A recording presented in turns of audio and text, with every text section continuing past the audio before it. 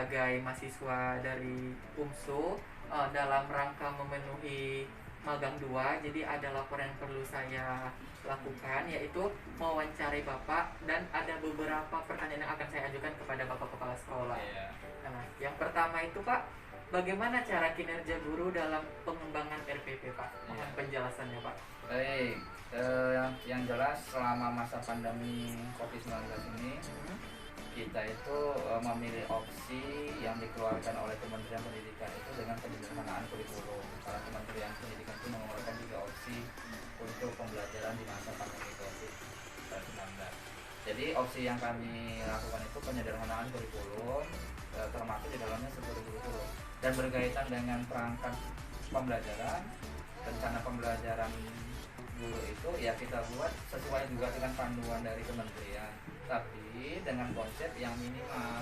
Nah, sekarang kan ada istilahnya dengan RPP minimal 1/2 itu, artinya kita mengacu ke sana, dan kita beberapa waktu lalu sudah bersama-sama merapatkan itu, dan tugas itu saya serahkan ke tim pengembang sekolah untuk memberikan acuan atau panduan kepada guru-guru dalam pembuatan rencana pembelajaran, rencana pelaksanaan pembelajaran selama masa daring. Baik Pak, berarti perkembangan RPP yang diterapkan di SMP Muhammadiyah 57 ini yang mengikuti standar yang berlaku sekarang ya Pak? Iya. Oke, dan yang terbaru ya Pak. Ya. Nah, jadi dalam pemilihan media pembelajaran di sekolah ini Pak, apakah ada saran serta masukan yang Bapak berikan kepada guru-guru dalam memilih media pembelajaran yang digunakan pada semester ini, yaitu dalam pandemi jarak jauh pembelajarannya Pak? Ya. Yang jelas ya, hal itu sudah kita rapatkan bersama semua guru terhadap media yang kita gunakan dalam pembelajaran jarak jauh ini.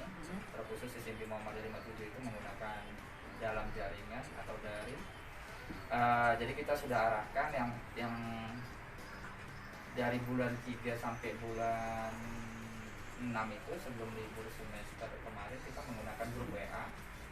Jadi pembelajaran itu bersifat di grup WA karena praktis, menimbang segala aspek, dan kesepakatan kita bersama seluruh guru menggunakan itu. Tapi setelah tahun ajaran baru, dimulai Juli kemarin sampai dengan hari ini kita menggunakan Google Classroom, ya, itu kesepakatan kita, dan ditambah sekali-sekali melakukan tatap muka virtual melalui Zoom. Hal ini perlu kita lakukan ya untuk menimbang segala aspek ya dalam pembelajaran daring ini gitu. Karena kita melihat ya tingkat efektivitasnya pembelajaran itu. Jadi kita semua guru sudah bersepakat terhadap media yang kita gunakan. Jadi tidak masing-masing guru memilih medianya, tapi sudah memang ada arahan kesepakatan kita dari sekolah gitu. Baik, terima kasih Pak atas penjelasannya Pak. Saya akhiri, wabillahi taufiq wal hidayah. Wassalamualaikum warahmatullahi wabarakatuh. Waalaikumsalam. Assalamualaikum Bu. Waalaikumsalam. Saya Muhammad Jaharisya dari peserta magang 2 FK UMSU, mau menanyakan beberapa hal mengenai tugas kami di magang 2 Bu. Yang pertama itu, bagaimana cara Ibu dalam mengembangkan RPP di sekolah ini? Ya, terima kasih. Ya, cara saya mengembangkan RPP di sekolah, karena di masa pandemik ini kan mungkin sangat berbeda dengan pelajaran sebelumnya di masa normal.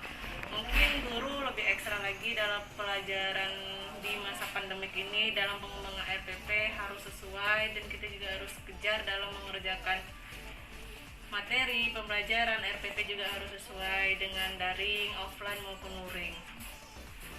Jadi pertanyaan kedua, seberapa penting RPP dalam proses pembelajaran? Kalau seberapa penting, ya mungkin RPP itu sangat penting bagi guru, karena tidak lepas dari tugas guru dalam pembelajaran, materi, semuanya. Nah, yang ketiga Bu, media pembelajaran seperti apa yang Ibu terapkan pada semester ini dan pada kondisi pandemi saat ini Bu?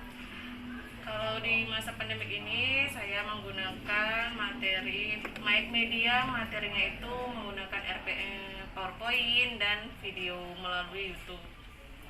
Baik Bu. Karena media tersebut itu media yang tepat lah ya Bu ya pada saat pandemi sekarang ini. Iya benar, karena itu yang dapat diakses oleh anak-anak. Kalau mengenai silabus nih Bu, silabus dapat membantu nggak dalam pelaksanaan pembelajaran Bu?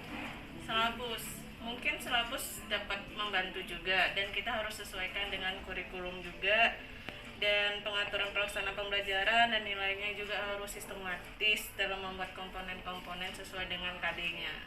Nah, kalau mengenai silabus ini kan Bu, ada nggak strategi yang tepat dalam penyusunan silabus Bu?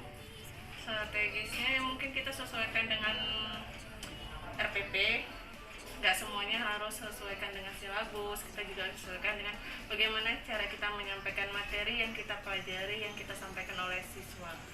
Berarti kesimpulannya silabus dan RPP itu sangat erat lah kaitannya ya Bu ya, harus Iya. berhubungan antara satu dengan yang lain. Benar. Baik Bu, terima kasih atas masukannya Bu yang telah saya tanyakan kepada Ibu. Saya akhiri, wabillahi taufiq wal hidayah. Wassalamualaikum warahmatullahi wabarakatuh. Waalaikumsalam.